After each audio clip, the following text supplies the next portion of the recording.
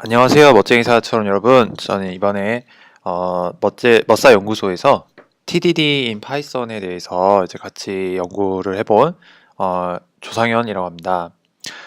처음에는 이제 저희가 테스트 드리븐 디벨롭먼트가 뭔지, 그리고 이걸 왜 해야 하는지, 그리고 어떻게 하는지에 대해서 처음으로 소개해드리는 시간을 가지도록 할 텐데요.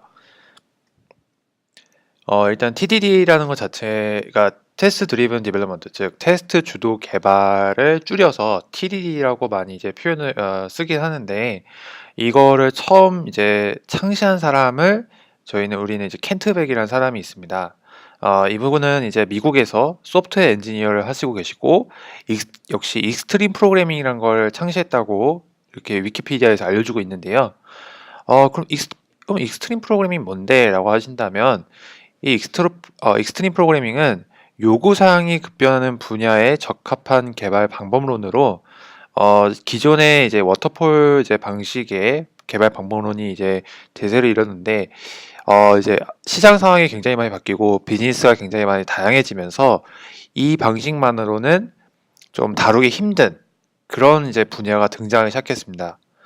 그래서 이런 분야들에 대해서는 어떻게 하는 게 좀 더 효과적일까라는 거에 대해서 나온 방법론이 익스트림 프로그래밍인데요. 그 익스트림 프로그래밍을 실천하는 방법이 여러 가지가 있는데, 뭐 예를 들어서 코드 리뷰 아니면은 뭐 심플 디자인 뭐 이런 여러 가지가 있는데, 이 중에서 그러니까 페어 프로그래밍 이런 것도 이 중에서 하나가 테스트 드리븐 디벨롭먼트, 즉 테스트 주도 개발이었습니다. 여러 가지 다 좋긴 했지만 특히 이 TDD가 갖고 있는 좀 함의, 그리고 이걸 사용했을 때 얻게 되는 장점이 워낙 좋기 때문에 다른 분야에서도 이것만 빼서 사용하고 있을 정도로 굉장히 이제는 대중적이지만 그리고 굉장히 또 중요한 방법론이 되었습니다. 그래서 TDD가 뭔데? 라고 하실 것 같아서 이거를 바로 이제 소개를 좀 드리자면, TDD라는 거는 테스트 코드를 먼저 짜고 그 이후에 프로덕트 코드, 즉 실제로 돌아가는 코드를 짜는 방법입니다.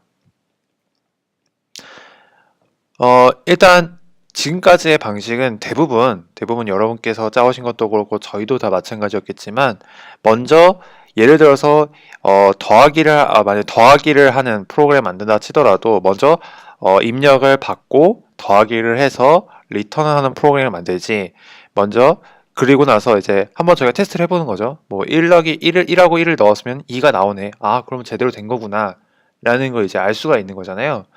근데 이제 이거는 그 반대로 해서 먼저 1하고 1이 들어가면 2가 나와야 돼. 그리고 100하고 마이너스 100이 들어가면 0이 나와야 돼. 이런 식의 여러 가지 테스트 케이스를 먼저 다 만들고 그 다음에 코드를 짜는 그런 방식입니다. 좀 더 상세하게 보면은 먼저 요구사항을 파악을 하고요. 그 다음에 그거에 맞게 테스트 케이스를 만들고 이걸 자동으로 테스트할 수 있는 테스트 코드를 작성하게 됩니다.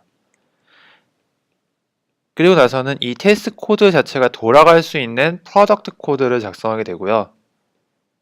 그 다음에는 리팩토링이라는 과정을 거쳐서 이 코드를 좀 더 간결하고 읽기 쉽게 만들어줍니다. 그 다음부터는 다시 1번부터 돌아가거나 아니면 2번을 다시 돌아간다던가 이런 식으로 쭉 회전을, 그러니까 순환을 하게 되는데요. 이러한 사이클을 이제 다음과 같은 세 개의 사이클로 많이 보게 돼요. 그래서 그린, 레드, 그린, 리팩터 이 세 가지 단계로 많이 저희가 표현을 하고 있습니다. 이 그림은 굉장히 중요한 그림이고 앞으로도 많이 보시게 될 수 있는 그림이기 때문에 꼭 기억해 주시면 좋을 것 같습니다. 그렇다면 왜 해야 하나? 굳이 왜 저희가 그렇게 많은 테스트 케이스를 작성하고 그거에 따라서 테스트 코드를 먼저 해야 되냐? 그냥 어차피 만들고 나서 그 다음에 잠깐 해보면 되는 건데 그것 때문에 괜히 시간이 더 늘어나진 않을까? 이런 걱정을 하실 수 있어요. 하지만 어, 이거에 대해서 좀 먼저 얘기해 드리고 싶은 게, 예전에는 이제 그런 방식이 유효했습니다. 실제로 모든 것을 다 디자인하고 그 다음에 그거에 맞춰서 다 이제 개발한 다음에 마지막에 이제 테스트를 쭉 거쳤는데요. 근데 그렇게 하다 보니까 이제 뭐 어떻게 되냐면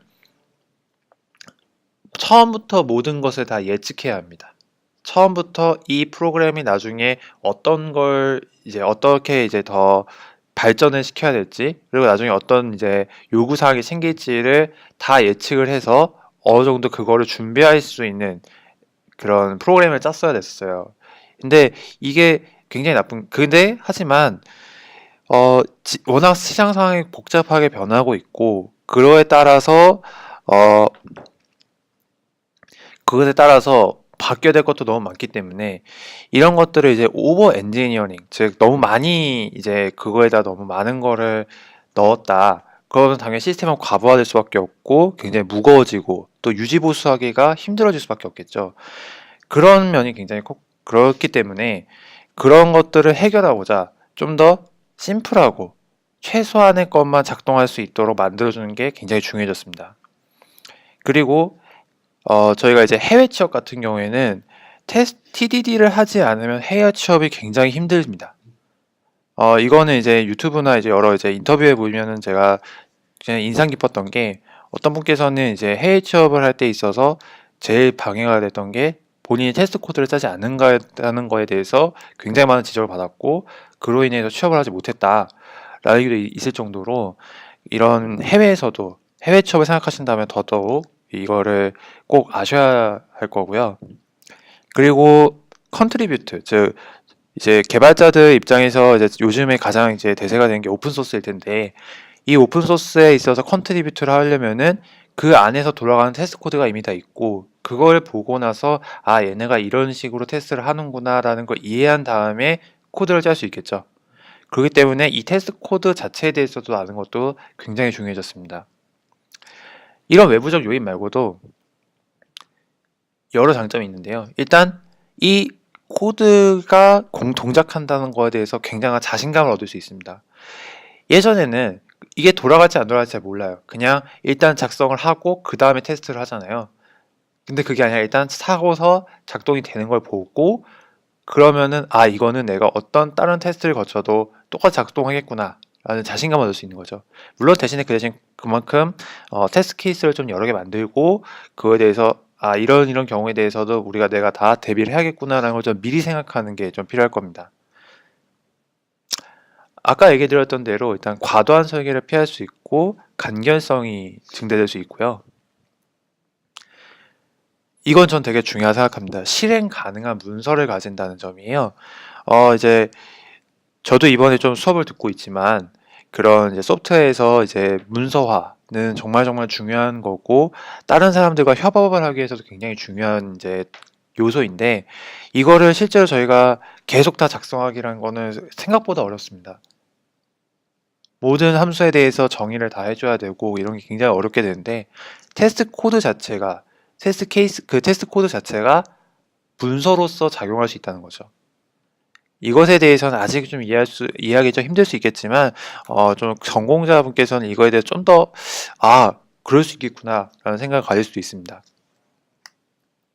그리고 마지막적으로는 디자인적 유연함, 그리고 의존성 관리가 편하다는 건데요.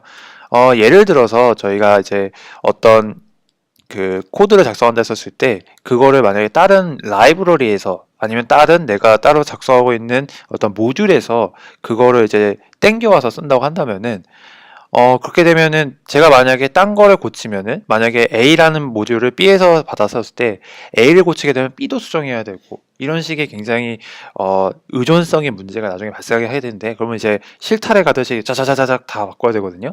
하지만 이 테스트 코드를 그렇게 하게 되면 굉장히 작성하기 어려워져요. 테스트 코드는 좀 굉장히 그 독립돼 있고 좀 분리돼 있는 코드를 그 모듈이어야지 좀 그 테스트 코드 자체를 작성을 할 수가 있기 때문에, 어, 그 테스트 코드를 쓰려고 하다 보면 자연스럽게 의존성에 있어서 좀 더 해결할 수 있습니다.